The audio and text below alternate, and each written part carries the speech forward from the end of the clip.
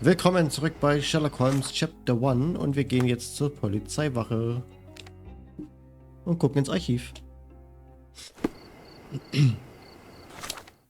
So, dann gucken wir mal ins Archiv. Machen wir das erstmal. Nee, hallo? Zack. So. Gehen wir mal rein hier. Jetzt heißt es wieder probieren. Bis es wieder funktioniert wahrscheinlich. Oder wir erwischen es gleich. Wer weiß. So. Zeichnet die Fotografie einer Vergewaltigung nach.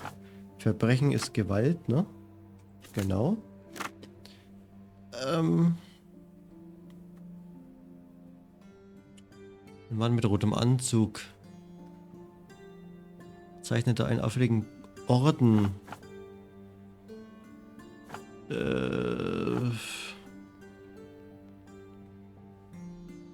Amtsträger. Pff. Keine Ahnung.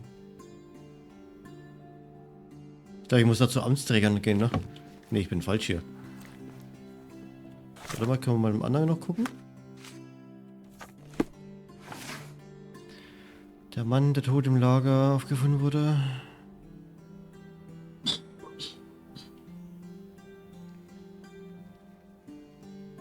Also Skaladio schon mal.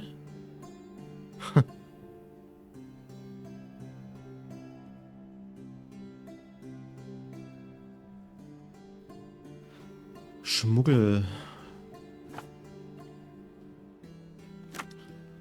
Beschlagnahmt oder was? Nee. Ah, hier, Schmuggel, da haben wir es doch. Verdächtige? Aha. Vernehmungsprotokoll Nicolo Bernadotti. Bernadotti, geboren 1834, ist ein auf Crotona bekannter Geschäftsmann und Kunstmäzen. Er ist der Begründer und Eigentümer der Bernadotti Company Ltd., gegründet 1873. Hauptsitz südöstlicher Teil von Scaladio, Bazaar Road in der Nähe der Kreuzung mit der Roman Road. Mr. Bernadotti wurde am 13. Februar 1876 nach einem Hinweis einer unserer anonymen Quellen vernommen. Den Angaben des Informanten zufolge ist Mr. Bernadotti in den Schmuggel von Spirituosen und antiken Kunstgegenständen zwischen den britischen Kolonien, Crotona und dem restlichen Vereinigten Königreich verwickelt.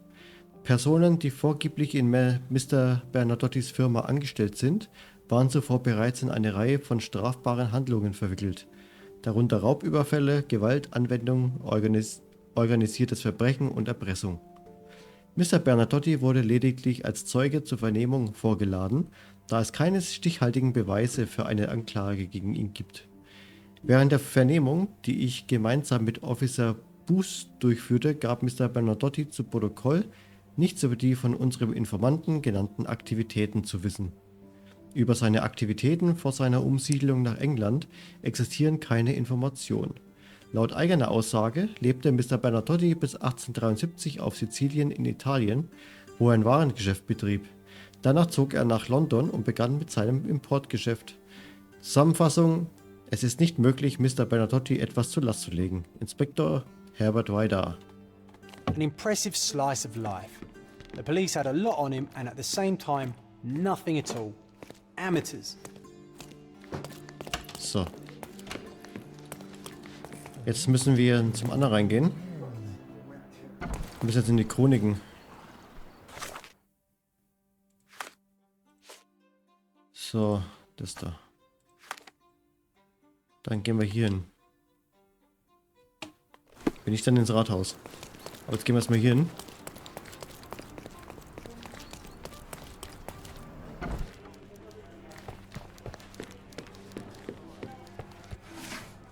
So, Personengruppe, Amtsträger, das ist doch. Okay. Rubrik.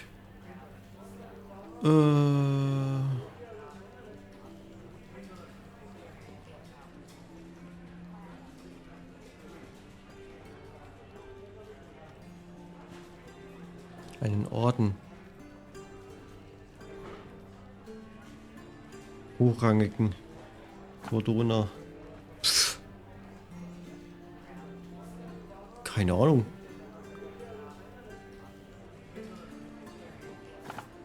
Zeitraum. Naja, letzter Zeit, oder? Oder nicht? Können wir mal alles nachgucken?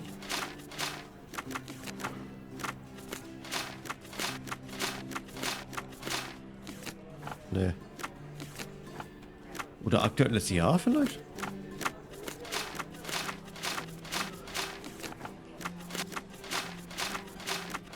Nee, auch nicht.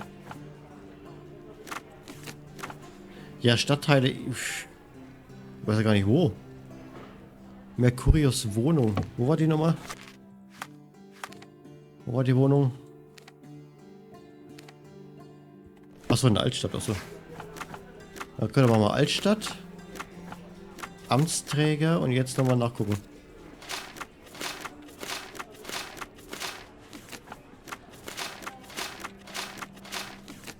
Und da kommt nichts.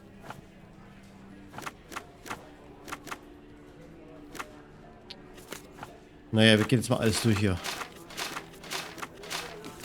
Also Amtsträger stimmt auf jeden Fall. So viel steht fest. Galadio? Auch nicht. Ne.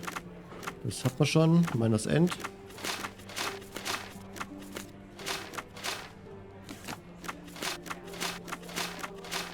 Ne. Bronzerei.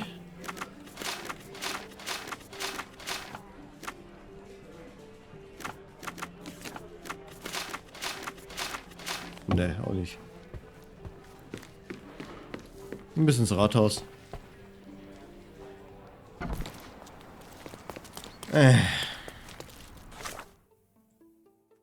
Ja, irgendwo muss es ja sein, ne?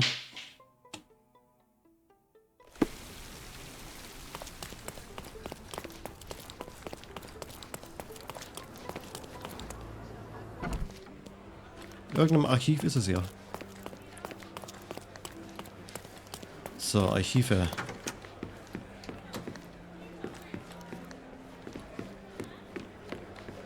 Wo ist der Tisch? Ah, da. Okay. Ah, da gibt's auch Amtsträger. Guck mal. Ja, dann hier dann, ne? Malteser, warte mal.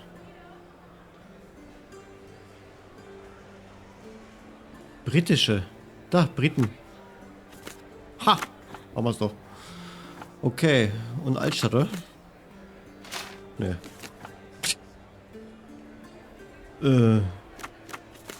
Ah, da haben wir es doch. Informationen über Thomas Norton. Thomas Norton, geboren 1840 in London, 1864 Abschluss an der Universität Oxford, begann 1869 im Innenministerium als Sekretär zu arbeiten, wurde 1875 Militärattaché in Indien, wurde 1877 von der Queen mit dem Orden of the Bath ausgezeichnet, wurde am 1. März 1878 zum britischen Abgesandten auf Cordona ernannt, mit eigenem Kabinett im Rathaus. Aha.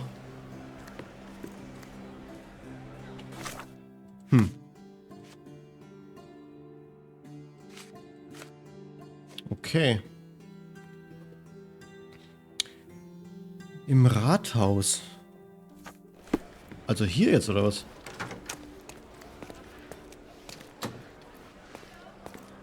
Warte mal, die Frau da vorne fragen. Die weiß doch bestimmt was. I'm curious, how did Mycroft recruit you? I doubt you're a field agent. I imagine you work with intelligence. That's correct. Your brother noticed me when I tracked down a spy at the archives. That's how our cooperation began. And you? Did Mycroft force you into this? Not at all. We simply have a mutual interest in someone. Or something. Of course. A fruitful and willing collaboration, I'm sure. Well, I'm his younger brother. I have to accept the consequences of being a close relative of an official figure. I suppose in a way we are colleagues, Mr. Holmes. In the remotest way possible, Miss Oni. Okay.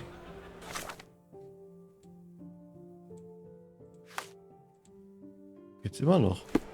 Have you found anything helpful?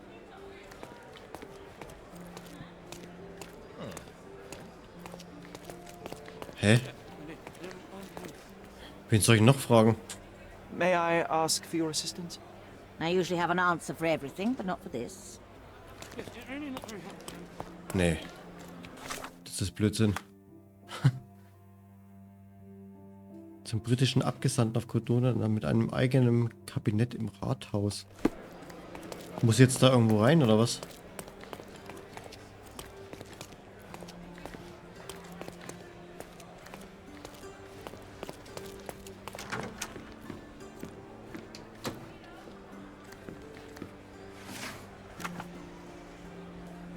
Thomas Norton.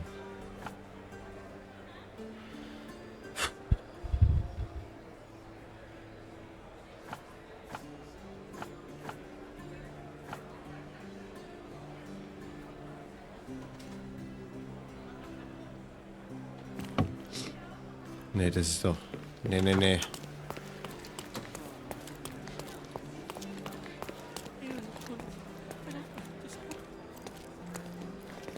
Da kann ich auch nicht hin. Was ist da? Thomas Norton, da. Ach, das ist sein Büro. Ach, cool. Da ist doch was. Okay.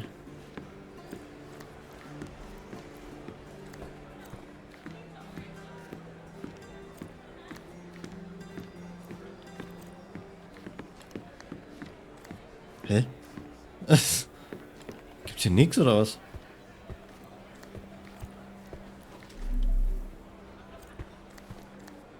Gar nichts? Ach, der steht doch da, ich Depp. Oh. If you're here on matters of signing up for military service, come back tomorrow. Our department needs to straighten out some business. Beobachten. Mann, der steht ja da. Keine Zeit zum Rasieren, Bartstoppeln. Kein Schlaf letzte Nacht, gerötete Augen. Tut's mir wohl leid. Britischer Ritterorden, abgenutzt, da immer getragen. Oh, was haben wir hier? Roter Fleck, Wein.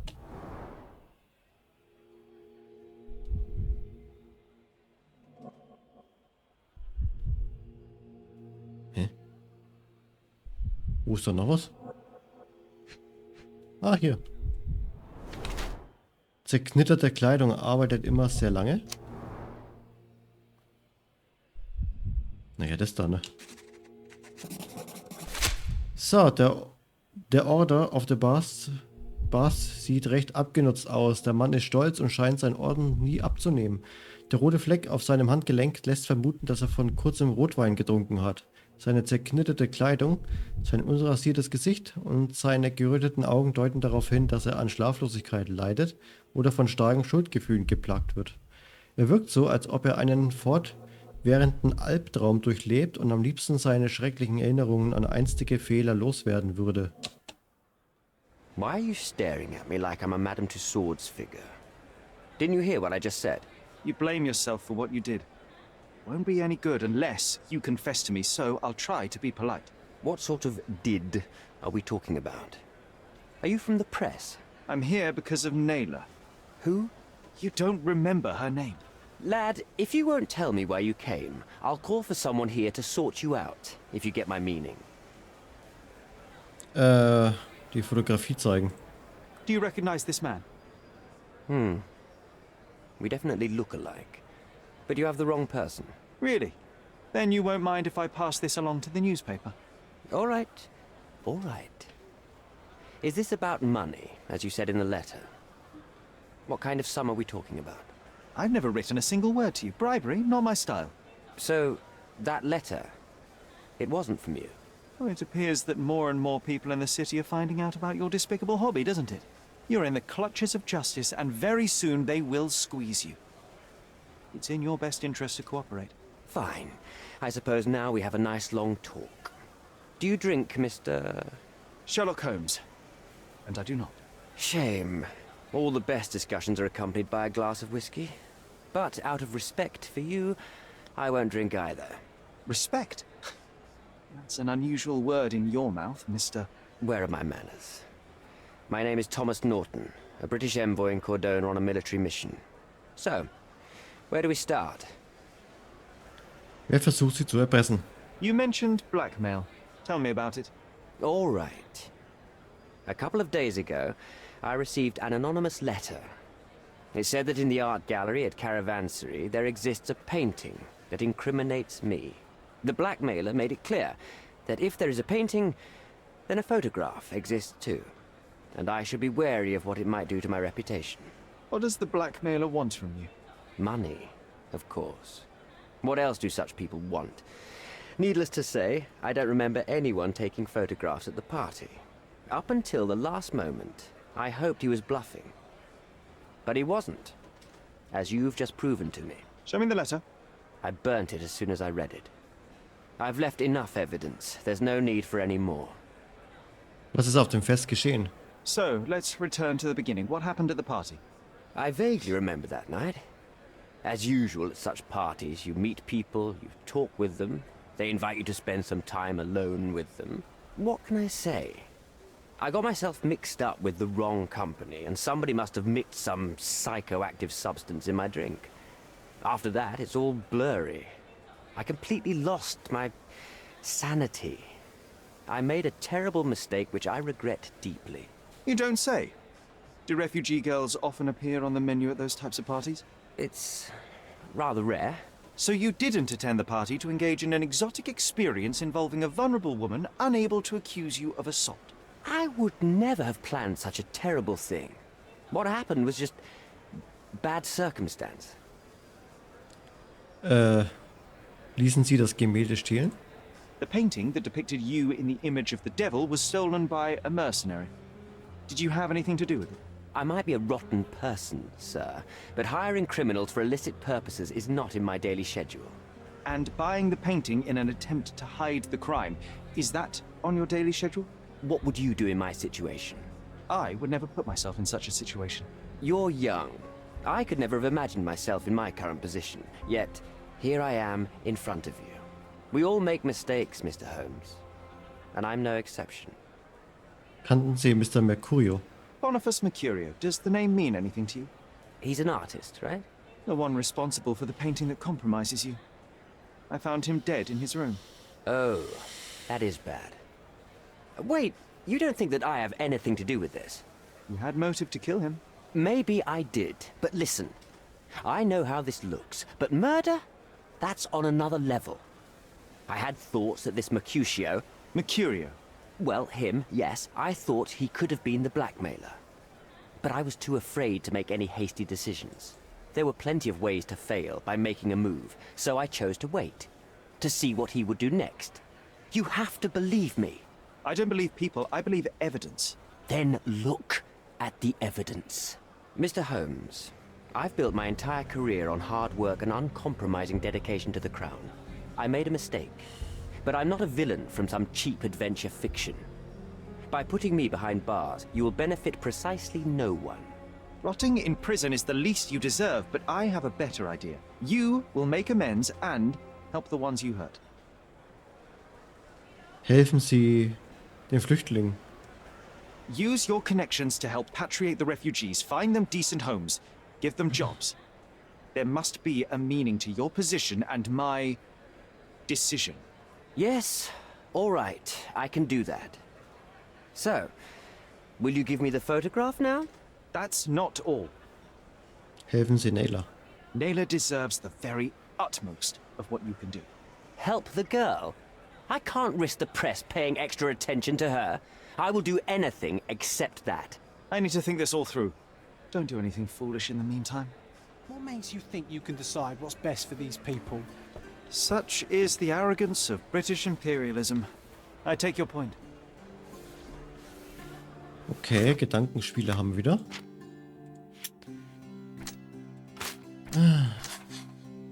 Gucken wir mal. Opfer des Systems. Die Flüchtlinge sind Opfer des unmenschlichen Systems. Ihre Situation muss und kann verbessert werden.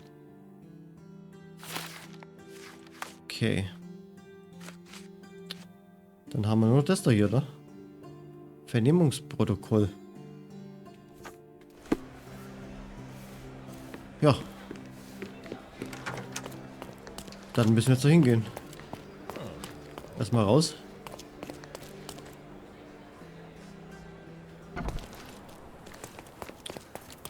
So. Südöstlicher Teil von Scaladio. Wasserrot. In der Nähe der Kreuzung mit der Romanroad. Okay, südöstlich. Basarrot, hier.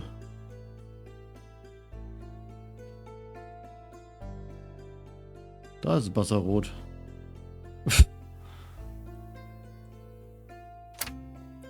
Wo nochmal? Südöstlich? In der Nähe der Kreuzung mit der Roman. Okay, in der Nähe.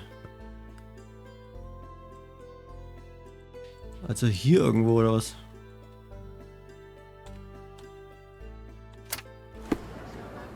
Naja, können wir ja dahin gehen. Genau. Und da gehen wir dann in der nächsten Folge hin bei Sherlock Holmes Chapter 1. Bis zum nächsten Mal. Tschüss.